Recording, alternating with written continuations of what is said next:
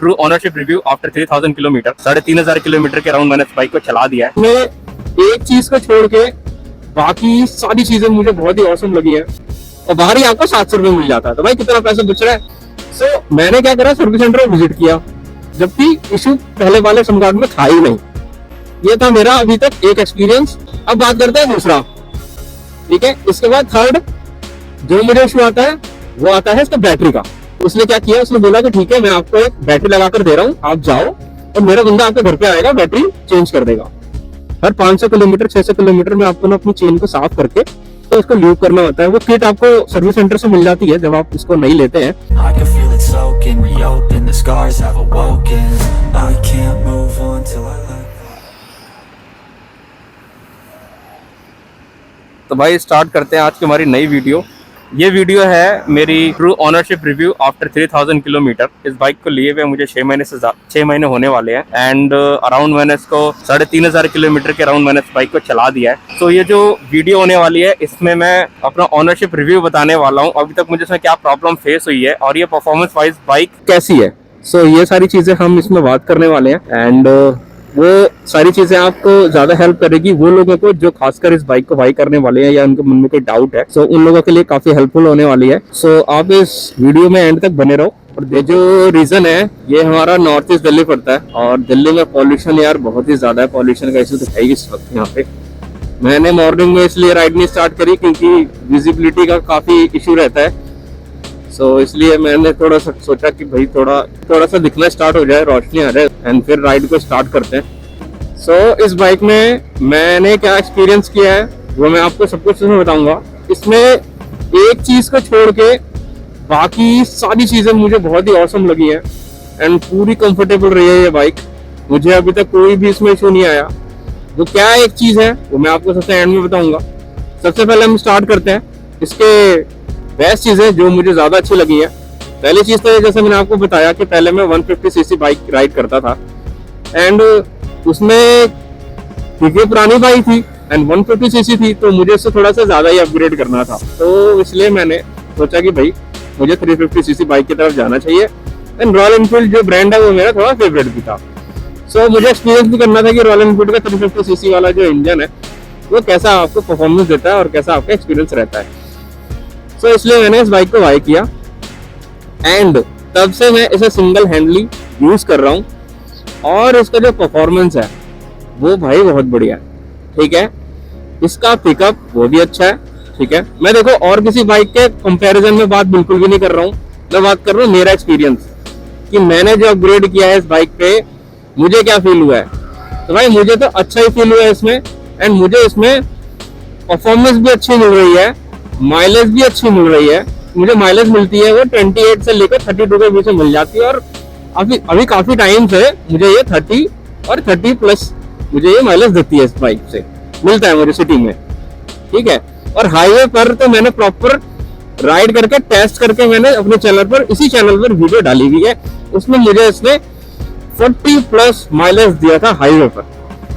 तो भाई उस पॉइंट ऑफ व्यू से भी ये बाइक अच्छी परफॉर्म कर रही है।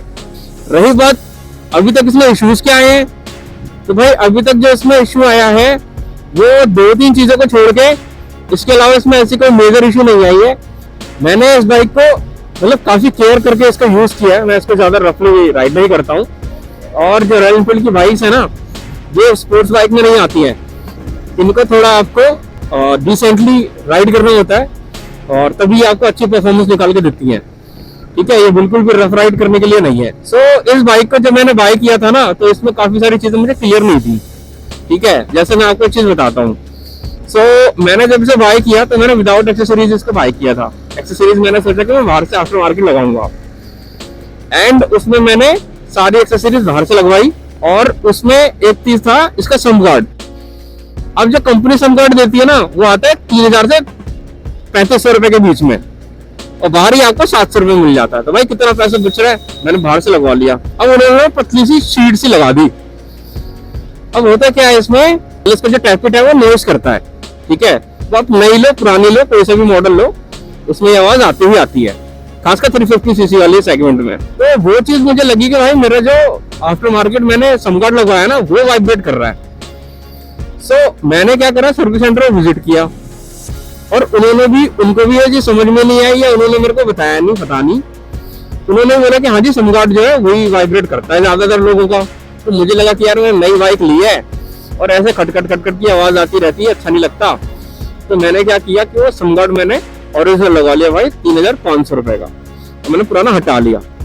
उसके बाद मैंने इसको राइड किया एंड मैंने नोटिस किया कि भाई आवाज तो अब भी आ रही है। फिर मैं सर्विस सेंटर गया, फिर मैंने उनसे पूछा कि भाई ये क्या इश्यू है, ये आवाज अब भी क्यों आ रही है जब मैंने नया समगार्ड लगा लिया।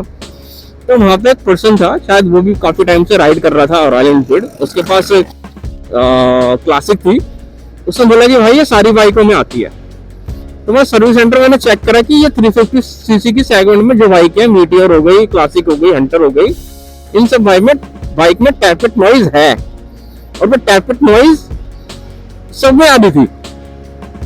सो मैंने उस नॉइज के चक्कर में 3500 रुपए का समगार्ड लगवा लिया, जबकि इशू पहले वाले समगार्ड में था ही नहीं। ये था मेरा अभी तक एक एक्सपीरियंस जो मैंने आपको बताया। अब बात करते हैं दूसरा। दूसरा ये था कि मैं इसका जब मुरथल वाली जब मैंने राइड की थी, जब मैंने हाईवे पर इसका माइलेज टेस्ट बनाया था, तो उसमें ये चलते चलते इसका हॉर्न ने काम करना खुद ही बंद कर दिया, अपने आप ही इस हॉर्न ने बंद कर दिया काम और ये चल ही नहीं रहा। अब आप जब ऐसे राइड में रहते हो तो आपको हॉर्न की काफी जरूरत पड़ती है, भाई मुझे तो है, ठीक है। अब इसने काम नहीं किया, फिर मैं इसे सर्विस सेंटर ले गया। उन्होंने बोला कि जी इसको लाना पड़ेगा और फिर इसको चेक करेंगे, और वो वीक डेज का टाइम था तो मैं गया नहीं, ठीक है, मैं गया ही नहीं। मैं अगले 1-1.5 महीने गया ही नहीं उनके पास। मैं ठीक है, कोई मेरे को और कहीं जाना भी नहीं था। 1.5 महीने बाद अचानक से ये चल पड़ा और ये देखो अभी तक चल ही रहा है। वो क्यों इशू आया, क्या था, मैंने ठीक भी नहीं किया कि आप ये सोचे कि भाई वायर ढीली हो गई थी, मैंने कुछ नहीं किया। पता नहीं कैसे अपने आप ही खराब होगा, अपने आप ही चल गया। मे भी शायद वायर लूज होगा और अपने आप ही एडजस्ट हो गई होगी, मे भी ऐसा हो सकता है। बाकी मैंने ऐसा कुछ भी इसको ठीक ठाक नहीं किया था। यह था मेरा दूसरा चीज, ठीक है। इसके बाद थर्ड जो मुझे इशू आता है वो आता है इसका बैटरी का। भाई मैं 15 डेज के लिए आउट ऑफ दिल्ली जाता हूँ, बाइक को घर पे खड़ी करता हूँ एंड मैं 15 डेज बाद जब वापस आता हूँ तो बाइक को स्टार्ट करता हूँ, एक ही सेल्फ में स्टार्ट हो जाती है, ठीक है। क्योंकि मेरे पास मेरी पुरानी वाली बाइक अब भी है मेरे पास, तो मैं उसे भी बीच बीच में राइड करता हूँ। जब मैं देखता हूँ मुझे कहीं नहीं जाना है तो मैं इस बाइक को नहीं यूज करता और मैं उसी बाइक को यूज करता हूँ। तो ऐसे ही मैंने भी अभी कुछ हफ्ते पहले मेरे इस पल्सर को ही यूज किया और इस बाइक को मैंने 3-4 दिन तक चलाया ही नहीं, ठीक है। और ठंड का मौसम चल रहा है अभी दिसंबर का। अब जब 4 दिन बाद मैंने इस बाइक को स्टार्ट किया, इसे हंटर को, तो ये स्टार्ट ही नहीं हुई। तो मुझे पहले लगा कि क्या पता भाई रखे रखे बैटरी डाउन हो गई होगी, बट फिर मैंने सोचा कि यार 15 डेज में नवंबर में भी तो रह के आया हूँ, तब तो ये डाउन नहीं हुई है। बट फिर भी मुझे लगा, तो मैंने सर्विस सेंटर में बात करी। उन्होंने बोला कि भैया आप इसको पुश करके स्टार्ट करो, मतलब किसी से धक्का लगाओ और फिर इसे स्टार्ट हो जाएगी ये। अब भाई कौन धक्का लगाएगा वो भी इस बाइक में। अब पहली बात तो अभी मैंने कुछ महीने पहले नई बाइक ली है, अब मैं एरिया में धक्का लगाता फिर कैसा लगेगा।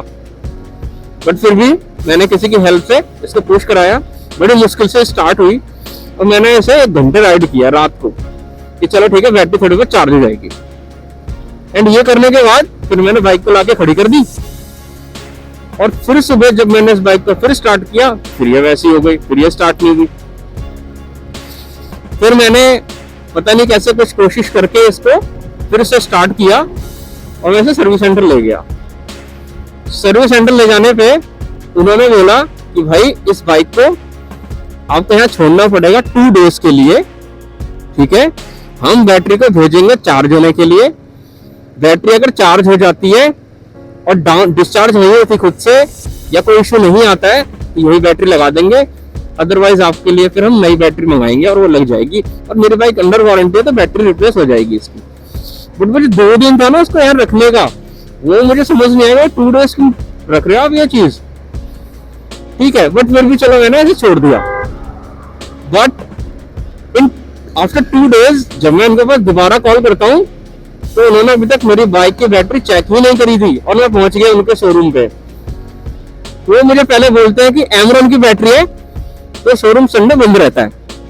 मैंने कहा ओके, अब मैं पहुंच गया संडे और आप मुझे दे नहीं रहे हो, चलो भाई ठीक है, मैं वापस घर पे आ गया। अब मैं मंडे गया, मंडे जाता हूँ, मैं बोलता भाई अब तो आज खुला होगा, वापस से चेंज करो। तो उस दिन वो बाइक को खोलते हैं और उसमें देखते हैं कि एमरॉन की ना एक्साइड की बैटरी है। अब एक्साइड का शोरूम मंडे को बंद रहता है।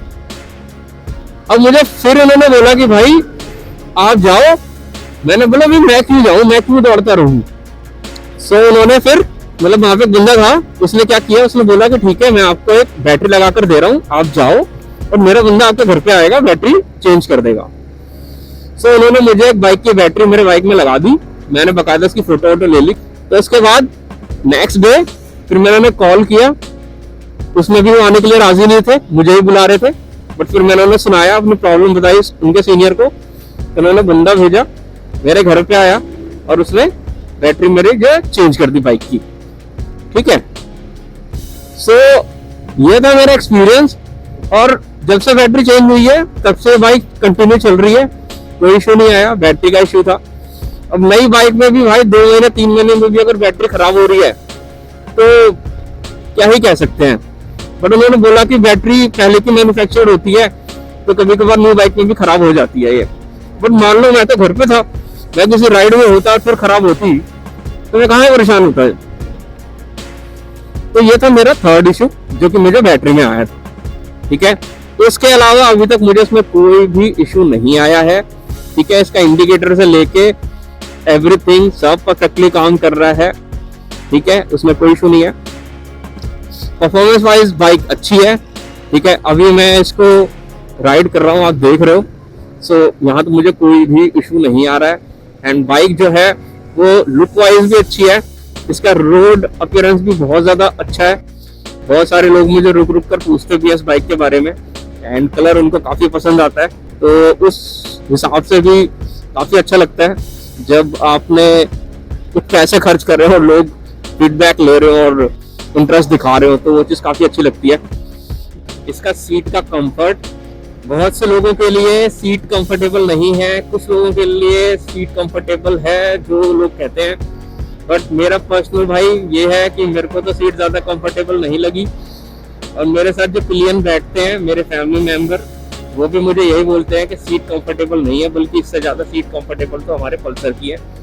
ठीक है, क्योंकि इसका रीजन ये है ना, इसकी जो सीट है ना वो ना थोड़ी ना छोटी है और थोड़ी कर्व है साइड से, तो प्रॉपर ना सीटिंग उसमें हो नहीं पाती है। तो खासकर जो राइडर है, खासकर मैं, मुझे थोड़ा ना एग्रेसिवली आगे बैठ के मतलब पोस्चर थोड़ा मेरा ऐसा रहता है कि हल्का सा आगे की तरफ, तो ये सीट जो है ना आगे जाके नैरो हो जाती है, तो प्रॉपर वो सीटिंग है ना एडजस्ट हो नहीं पाता। सो ये एक इशू है। बाकी इसमें सीट कवर लगा के या कुछ तो मॉडिफाई करानी पड़ेगी इसकी सीट को मुझे, या चेंज कराना पड़ेगा, या क्या पता वो जो कस्टम सीट आती है इसकी वो लगाने से प्रॉब्लम सॉल्व हो जाए, देखते हैं। सो ये है बाइक, एंड देखने में काफी ज्यादा अच्छी लगती है। ठीक है, आगे से भी एंड साइड व्यू भी इसका काफी ज्यादा अच्छा है। सो इसमें यही जो 2-3 चीजें मैंने आपको बताई, यही मैंने इसमें चेंज कराई है। अदरवाइज इसमें अभी तक कोई भी इशू नहीं आया है। ठीक है, कलर भी अच्छा है एंड इसका पेंट क्वालिटी भी अच्छी है, अभी तक पेंट में भी कोई इशू नहीं आया। काफी मैं इसको टाइम टू टाइम वॉश कराता रहता हूँ। और मेन चीज है ना यार, आपको भी इसकी ना बाइक की काफी केयर करनी पड़ती है। ठीक है, इसकी जो चेन है ना, इसको आपको टाइम टू टाइम ना ल्यूब करते रहना होता है। हर 500 किलोमीटर 600 किलोमीटर में आपको ना अपनी चेन को साफ करके, ठीक है, और आपको इसको ल्यूब करना होता है। वो किट आपको सर्विस सेंटर से मिल जाती है जब आप इसको नहीं लेते हैं, या आप बाहर से भी बाय कर सकते हैं। चेन क्लींजर से चेन को साफ करो और उसके बाद इसको आप ल्यूब कर दो, तो चेन की जो परफॉर्मेंस है ना वो बनी रहती है, चेन अटकती नहीं है, और माइलेज एंड परफॉर्मेंस सब कुछ अच्छा ही रहता है। सो ओवरऑल देखा जाए तो भाई बाइक एकदम अच्छी है। सो इस बाइक में जैसा मैंने आपको बताया, इन 3 चीजों के अलावा कोई भी इशू नहीं थी। देखा जाए तो माइलेज अच्छी है, परफॉर्मेंस अच्छी है, इसका ब्रांड अच्छा है। ठीक है, सर्विस भी अच्छी है, बट देखो सर्विस ना service centre to service centre depend करता है। ठीक है, कोई भी चीज हो एक बार लेने के बाद इसका जो सर्विस है एक्सपीरियंस बेकार रहता ही है, बट फिर भी ये वरी करता है service centre to service centre. तो आपका जो सर्विस सेंटर है वो कैसा है वो उस पर डिपेंड करता है भाई। मेरे यहाँ पे देखो, ये मेरा बैटरी में जो मेरे को ये चीजें फील हुई ना, ये चीज मैंने उनको एज अ फीडबैक मैंने उनको शेयर भी किया। सो भाई इसके अलावा तो कोई इशू नहीं है, ठीक है। बाइक एकदम बढ़िया है, ठीक है। अगर आप प्लान कर रहे हो तो आप इस बाइक को बाय कर सकते हो।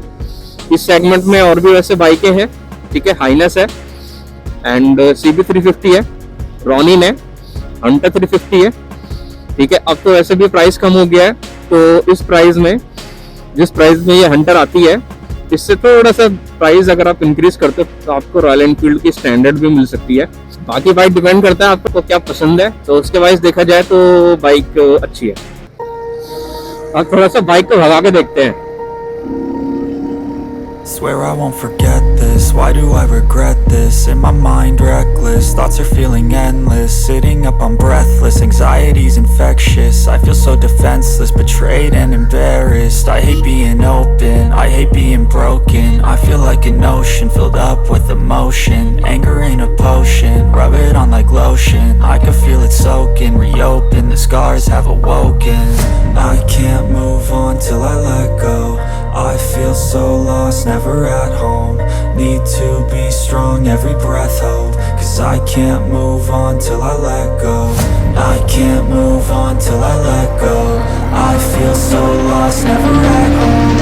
Need to be strong, every breath hold. Cause I can't move on till I let go.